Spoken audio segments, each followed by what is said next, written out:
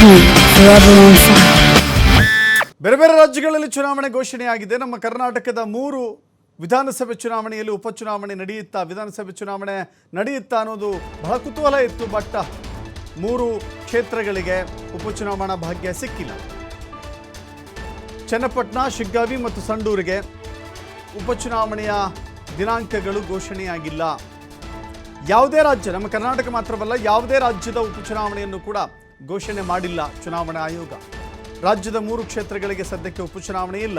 ಯಾಕೆಂದರೆ ಕಳೆದ ಲೋಕಸಭೆಯಲ್ಲಿ 3 ಸ್ಥಾನಗಳು ತೆರವಾಗಿತ್ತು. ಚನ್ನಪಟ್ಟಣದಿಂದ ಎಚ್ ಡಿ ಕುಮಾರಸ್ವಾಮಿ ಅವರು ಮಂಡ್ಯದಿಂದ ಆಯ್ಕೆಯಾಗಿರುವ ಕಾರಣಕ್ಕಾಗಿ ಚನ್ನಪಟ್ಟಣ ತೆರವಾಗಿದೆ. ಶಿಗ್ಗಾವಿ, ಮಾಜಿ ಮುಖ್ಯಮಂತ್ರಿ ಬಸವರಾಜ ಬೊಮ್ಮಾಯಿ ಅವರು ಶಿಗ್ಗಾವಿಯಿಂದ ಆಯ್ಕೆಯಾಗಿದ್ದರು. ನಂತರದಲ್ಲಿ ಹಾವೇರಿ, ಗದಗ ಲೋಕಸಭಾ ಚುನಾವಣೆ ಸ್ಪರ್ಧೆ ಮಾಡಿ ಆ ಕ್ಷೇತ್ರದಿಂದ ಗೆದ್ದು ಈಗ ಸಂಸದರಾಗಿದ್ದಾರೆ. ಅಲ್ಲಿಯೂ ಕೂಡ ತೆರವಾಗಿದೆ. ಇನ್ನು ಸಂಡೂರು ಕ್ಷೇತ್ರದಿಂದಲೂ ಕೂಡ ತುಕಾರಾಮ್ ಅವರು ಗೆದ್ದಿದ್ದರು. ಆನಂತರದಲ್ಲಿ ಬಳ್ಳಾರಿ ಲೋಕಸಭೆ ಚುನಾವಣೆಗೆ ಸ್ಪರ್ಧಿಸಿ ಗೆದ್ದು ಈಗ ಸಂಸದರಾಗಿದ್ದಾರೆ. ಸಂಡೂರು ಕ್ಷೇತ್ರವೂ ಕೂಡ ತೆರವಾಗಿದೆ. ಸಂಡೂರು, ಶಿಗ್ಗಾವಿ ಹಾಗೂ ಚನ್ನಪಟ್ಟಣ 3 ಕ್ಷೇತ್ರಗಳಿಗೂ ಕೂಡ ಸದ್ಯಕ್ಕೆ ಉಪಚುನಾವಣಾ ಭಾಗ್ಯ ಇಲ್ಲ. ಅನೇಕರು ಈಗಲೇ ಚುನಾವಣೆಗಾಗಿ ಭಾರೀ ಸಿದ್ಧತೆಯನ್ನು ಮಾಡಿಕೊಂಡಿದ್ದರು.